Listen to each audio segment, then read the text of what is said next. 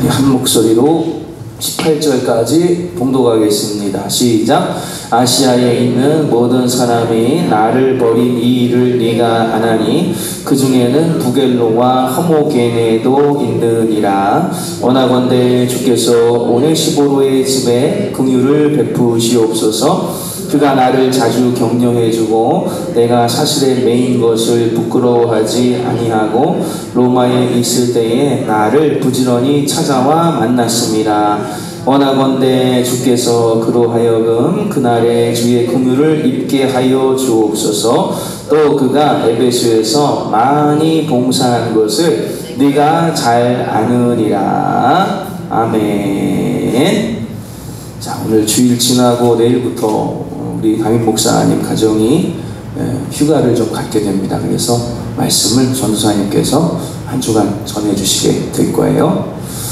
자, 오늘 말씀에도 보면 이 바울은 항상 편지를 쓸 때에 사람들의 이름을 굉장히 많이 거론합니다.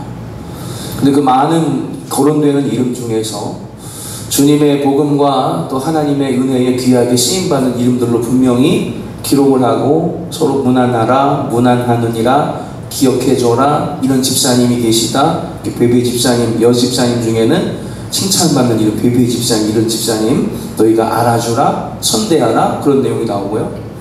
또 분명히 교회를 핍박하고 복음이 있을 때마다 와서 방해를 하고 하였던 그런 구리장색 알렉산더 같은 이름들, 수많은 이름들, 심지어 오늘 아시아에서도 복음을 방해하였던 이름들, 이제 북의 허모게네 두 이름이 있는 것처럼 항상 이름이 많이 나와요. 이름이. 여러분, 우리의 이름도 어느 편에 또 어떤 이름으로 바울에게 기억이 되고 또 예수님께 기억이 될 것인가? 여러분의 이름이 교회에 어떤 이름으로 남게 될 것이며, 여러분의 그 짧은 인생이 100년밖에 안 되거든요. 그리고 그 이름에 대한 평가는 언제 이루어지느냐? 돌아가시고 난 다음에 평가가 이루어지는 거거든요. 우리가 하나님께 귀하게 쓰임받고 은혜에 부름받고 복음을 위해 애쓴 그런 사랑받는 이름으로 기억되는 그런 이름들이 되시기를 바랍니다. 이 앞전에 바로 말씀을 드렸던 것처럼, 엊그제 설교를 드렸던 것처럼 모든 사람들에게는 행동에 패턴이 있단 말이에요. 아브라함과 이삭이 하나님의 은혜 받기 전에는 딱 어려운 기근이 다가오면 어떻게 해요? 쌀 있는 곳으로 도망가는 거예요. 아브라함도 그랬고 이삭도 그랬고, 또 야곱도 어려움이 다가오면 엄마가 피신을 시켜주든지 해서 도망가는 겁니다. 패턴이 있습니다. 어려움 당하거나 또는 기쁜 일이 갑자기 확 생기거나 했을 때, 또 교만함이 찾아왔을 때 기드온처럼 솔로몬처럼 그들이 행동하는 패턴이 있어요. 기드온 같은 경우는 나라를 자기가 구했다 생각했고 음란하게 금으로 에봇으로 우상을 만들어서 여기다 절해라, 그런 일들을 했죠. 그런 일들이 계속 반복이 되는 패턴이 있단 말입니다. 오늘 말씀에서도 부겔로와 허모게네라는 자가 이제 아시아에서 복음이 증거되는 것을 굉장히 어렵게 만들었던 그런 이름으로 성경에 등장을 하고 있어요. 성경에 이름이 등장한다는 것도 대단한 일인데, 그 이름이 어떤 일로 쓰임받았느냐? 아시아에 복음이 정착되는데 귀하게 쓰임받은 이름이 되었다가 아니라 빌립보 성에 이르러서 우리가 복음을 전할 때가 어디 있을까 하다가 우물가에, 물가에 가보니, 냇가에 가보니까 여인들이 빨래를 하고 있어서 예수를 전했더니 그 염색하고 있던 천을 빨래하고 있던 여인들 중에 사장님 루디아라고 하는 여자가 우리 집에 와서 좀 그 얘기를 더 들려주세요. 이렇게 복음을 받아주고 복음을 성장시키는 교회의 기초가 되는 가정교회를 이루는 자가, 루디아 같은 자가 있는가 하면 아시아 쪽으로 가서 좀 복음을 전하려고, 여러분 이 요르단과 이 터키 동쪽이 다 아시아입니다. 그래서 그곳에서 복음을 더 전하고자 하는 마음이 있었거든요. 7교회가 소아시아에 있으니까 그 교회를 기점으로 더 동쪽으로 나가서 수많은 나라들, 또 인도에까지, 중국에까지 복음을 전하고자 하는 마음이 있었는데 하나님이 막으셨던 일이 있었죠. 아시아에 바로 그런 일이 있었던 거예요. 부겔로와 허모게네라고 하는 자가 복음을 막아서고 예수를 비방하는 자가 되었다라고 성경에 당당하게 이름이 기록이 되어 있더라는 거예요. 얼마나 안타까운 일인가. 우리의 이름이 반드시 예수를 믿은 그 은혜와 칭의의 공로로 말미암아 내 이름이 여러분의 귀한 이름들이 하나님의 생명책에 기록되어 있는 그런 은혜의 성도들이 되시기를 바랍니다.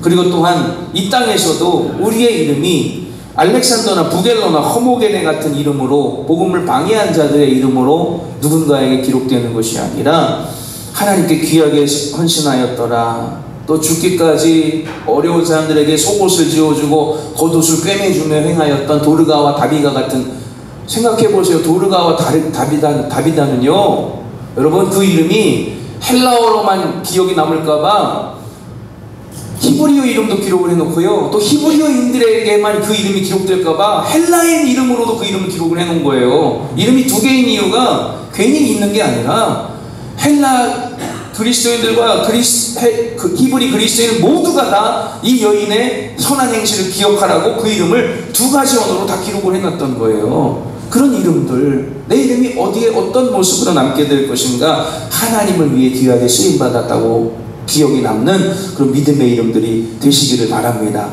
바로 그 이름이 이제 오네시보로입니다. 빌레몬서에 나오는 주인을 큰 해를 끼치고 로마로 도망왔다가 바울을 만나고 예수를 영접하게 되고 거듭나서 이제는 써준 편지 한 장을 들고 다시 주인에게 찾아가서 나를 용서하여 주옵소서 하고 용서를 구했던 오네시모의 이름을 다르게 기록하면 오네시보로가 되는 거예요. 같은 사람이에요.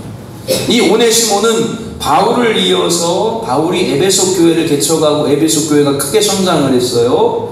에베소 교회 1대 목회자가 바울입니다. 지금도 에베소 교회에 가면 역대 목사님들 명단이 쭉 있거든요. 지금도 있어요. 근데 그 이름 중에 1번이 바울, 이 이름이 써 있어요. 그리고 다음 목회자가 디모데, 이름이 써 있어요. 그리고 그 다음이면 네 번째인가 이름이 아마 오네시모의 이름이 정확하게 딱 써 있어요. 그거 어떤 사람입니까? 주인에게 해를 끼치고, 정확하게 기록은 되어 있지 않았지만 분명히 주인의 무슨 물건을 훔쳤다든지 어떤 큰 것을 탐내서 내가 로마로 멀리 가서 제대로 한번 인생을 살아봐야지 하고 도망간 사람이었을 거예요. 탕자처럼. 근데 그 오네시모가 회개하고 돌아가서 주인과 화해하고 빌레몬에게 용서를 빌고는 나중에는 목사님이 되고 감독님까지 됩니다. 에베소 교회의 당당한 목회자로 오네시모의 이름이 기록이 되고, 심지어 그는 이제 결혼도 했어요. 가정도 꾸려요. 아내도 있어요. 오늘 성경 26절에 나오잖아요. 그 가정에, 오네시모로의 집에, 그 모두가 하나님의 은혜를 나타내는 이름으로 오네시모로의 이름이 하나님의 은혜를 나타내는 이름으로 기록이 되었더라는 거예요. 그는 로마에 2년 동안 가택연금으로 재판받기 위해 일단 구류가 되어 있는, 그죠? 구속이 되어 있는 바울을 찾아와서도 끊임없이 복음을 듣고 또 그를 위로하고 그에게 필요할 것을 공급하고 쓸 것을 공급하면서, 또 예수 전하는 그가 바울이 사슬의 메인체로 가택연금 되어 있는 것도 부끄러워하지 아니하고 계속 찾아오고, 다음에 올 때는 디모데랑 같이 오기도 하고요. 그런 복음을 부끄러워하지 않는 사람이 오네시모였고, 그는 결국 목회자가 되고 에베소 교회를 크게 성령으로 이끌어가는 귀한 감독이 되게 됩니다. 그 이름들이 오늘 디모데 후서에 나와 있더라는 거예요. 여러분의 이름들도 하나님 앞에 생명책에 기록되는 것도 그것이 가장 중요하고 멸류관 쓰는 것도 중요하지만, 누군가는 여러분의 이름을 어떤 이름으로 기억하게 될까? 오네시보로처럼, 부겔로와 허모게네처럼, 베베 집사님처럼, 다비다 도르가처럼 기억할까? 또는 어떤 이름으로 나를 기억하게 될까? 주님께서 여러분을 기뻐하시고 복주시는 하나님께 영광이 되는 귀한 이름 족자로 주의 전에 남기시는 분들이 되시기를 주님의 이름으로 축원합니다. 기도하겠습니다. 하나님 말씀